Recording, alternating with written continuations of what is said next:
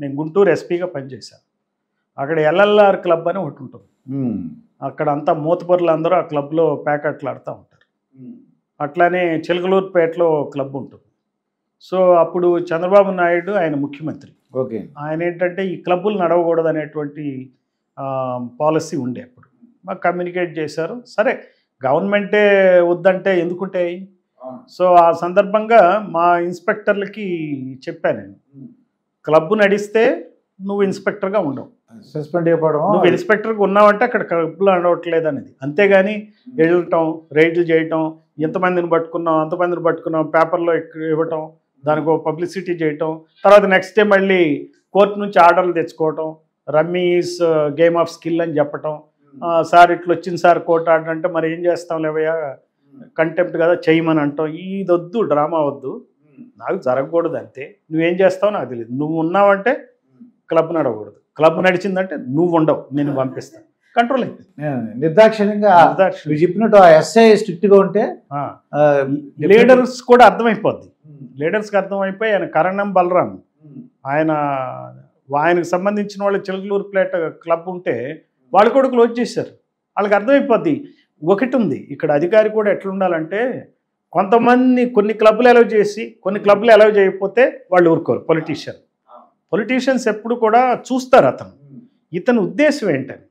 పేరు కోసం ప్రఖ్యాతి కోసం కాదు, ఇతను జెన్యూన్గా ఉన్నాడు, ఖచ్చితంగా కంట్రోల్ చేస్తున్నాడు. ఇదే కాదు ఏదైనా సరే నిష్పక్షపాతంగా ఉన్నాడు అంటే జనరల్గా అతను జోలికి రారు. ఇతను ఇంతే లేవయా చాదస్తం వినడు, అరే వద్దురా మీరు చేయకండి అని. అతనికి కూడా ఈజీ.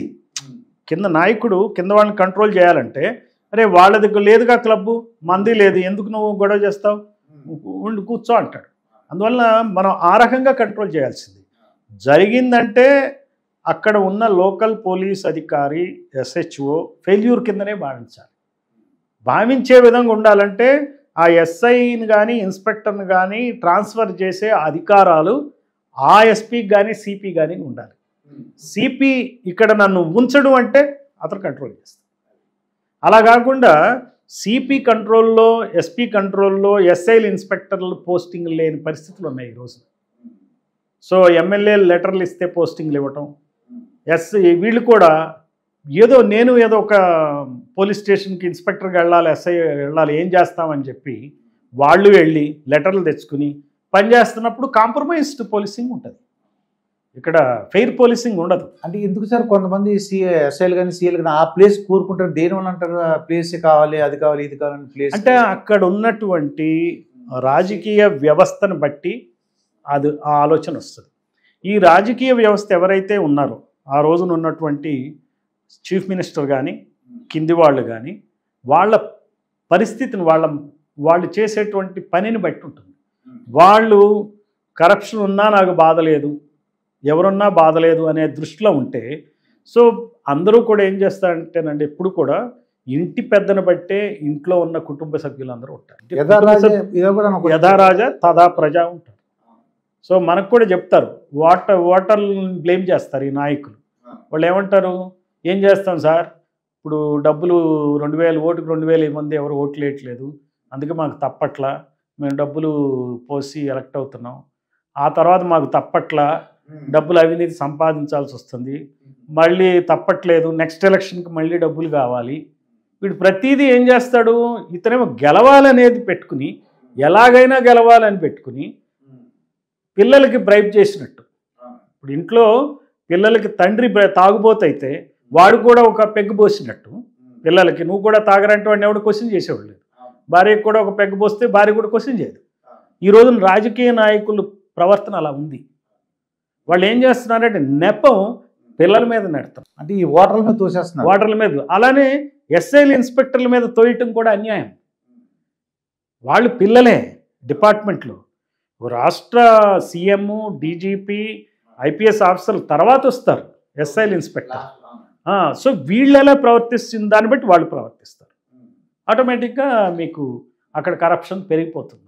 ఈ మధ్యకాలంలో రేవ్ పార్టీ అని అంటే వాళ్ళు మత్తు పదార్థాలు ఎక్కువైపోయినాయి పేపర్లో. ఇదే కారణం. ఒకటి ఏంటంటే కంట్రోల్ చేయగలం సార్ అవన్నీ చెప్తాను. ఒకటి ఏంటంటే ఈ సినిమాల వల్ల కానీ ఈ సోషల్ మీడియా వల్ల కానీ ఈ వీటి మీద ఒక క్రేజ్ ఎక్కువ అయింది. తాగటం, ఈ గంజాయి కానీ చూపించటం అనేది ఒక ఇకోసిస్టమ్ మారింది. ఒక యూత్ చూడంగానే వాడికి ఒక ఎక్సైట్మెంట్ క్రియేట్ చేసే విధంగా ఉంది. అయితే దానికి లోకల్ అవైలబిలిటీ ఉండాలి. లోకల్ అవైలబుల్ చేసే వ్యక్తులు కొంతమంది ఉంటారు. ఈ వ్యక్తులు ఒకళ్ళ ఇద్దరా 100 మందా అంటే ఒకళ్ళిద్దరు ఉండటం అనేది మనం ఎప్పుడైనా సరే కంట్రోల్ చేయలేము. 1-2%, 10% వరకు ఓకే. బట్ 100% అయిందంటే అక్కడ అడ్మినిస్ట్రేషన్ లోపం ఉందని లెక్క.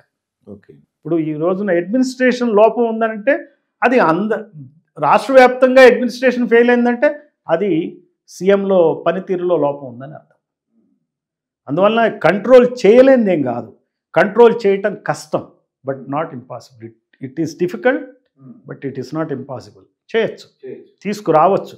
అంటే తీసుకురావాల్సిన బాధ్యత అధికారుల మీద ఉంది, తర్వాత మేధావుల మీద ఉంది, మీడియా వాళ్ళ మీద ఉంది, అలాగే ప్రభుత్వం మీద కూడా ఉంది. సినిమాల మీద కూడా ఉంది. ఈ పోకిరి సినిమాలు చేసి హీరోయిజం చేసి పాత్రకు తప్పదు కాబట్టి నేను ఇట్లా పెట్టానని చెప్పి మళ్ళీ సొంతంగానేమో వాళ్ళు బీడీలు తాగరంట. బీడీ లాంటిది ఒకటి తయారు చేసుకుంటాడంట మహేష్ బాబు. ఏంటంటే బీడీ కాదట అది. ఏంటి అది గుంటూరు, ఏంటంటే అది సినిమా పేరు గుంటూరు కారం. గుంటూరు కారంలో అంట నేను తాగను, బీడీ మంచిది కాదు, నాకు వేరే తయారు చేస్తే నేను ఇది చేశాను.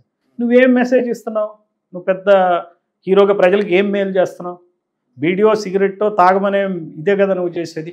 ఈ నాయకులు కూడా వీళ్ళు కూడా సోషల్ ఇన్ఫ్లుయెన్సర్స్. ఇప్పుడు ఒక cinema hero is a big social influencer. ఇప్పుడు మేము చెప్పిన మాట వెళ్ళదు జనాలకి, వీళ్ళు చెప్పింది వెళ్తుంది. వీళ్ళు చెప్పాల్సింది సరిగ్గా చెప్పాలా, వీళ్ళు నిబద్ధతతో వ్యవహరించాలి. అంతేగాని పాత్ర కాబట్టి నేను కాలుస్తా అంటే ఎటు కుదురుతుంది? నువ్వు చేసేది, నువ్వు క్రైమ్ మీద సినిమా చేసి క్రైమ్ తగ్గాలంటే ఎట్లా? You are making crime a glamorous thing. You are a glamorous star, you are committing crimes and you say that crime should not be there. నీ ఇంటికే ఇబ్బంది అది. వీళ్ళు ఎవరైతే సినిమాలు ఏదైతే వీరత్వం చూపిస్తారో, హీరోయిజం చూపిస్తారో, చివరికి వాళ్ళ ఇళ్లలోనే అవి జరుగుతుంటాయి. మళ్ళీ చిత్రంగా ఉంటాయి. ఇప్పుడు ఆ డ్రగ్స్కి ఫైనల్గా సినిమా స్టార్స్ మీద పడింది కదా, వాళ్ళకి ఇబ్బందులు వచ్చినాయి కదా. వాళ్ళు ఏవైతే చెప్పుకుంటా వచ్చారు బయటికి అవి మళ్ళీ వస్తుంది. అంటే ఇంకొక నష్టం జరుగుతుందండి సమాజంలో. మనం ఏం చూపిస్తున్నాం సినిమా చూసేటప్పుడు? Smoking is injurious to health అంటారు, drinking is injurious to health అంటారు. అన్నిటి మీద వేసి మరి సినిమాలో చూపించి వాడు సిగరెట్ తాగేటప్పుడు smoking is injurious to health. What is this double standard? చూపించేస్తున్నారు. ఆ చిన్నది చేస్తే నీకు స్టాట్యూటరీ లైబిలిటీ అయిపోయింది, నీ మోరల్ లైబిలిటీ ఎక్కడ పోయింది? మోరల్ లైబిలిటీ ఇంపార్టెంట్ కదా. నీకు స్టాట్యూటరీ లైబిలిటీ ఫాలో అవుతున్నావు, లీగల్గా you are right, but morally you are wrong. మళ్ళీ వీళ్ళు పెద్ద పెద్ద ఇంటర్వ్యూలు ఇస్తారు, చాలా గొప్ప వాళ్ళ కింద ఎంత గొప్పగా క్రియేట్ చేసాం ఈ మూవీని, దానికి ఒక ప్రమోషన్ ఎక్సర్సైజ్. ఈ రకంగా ప్రజల్ని యాక్చువల్గా యూత్ని తప్పుదారి పెట్టిస్తుంది.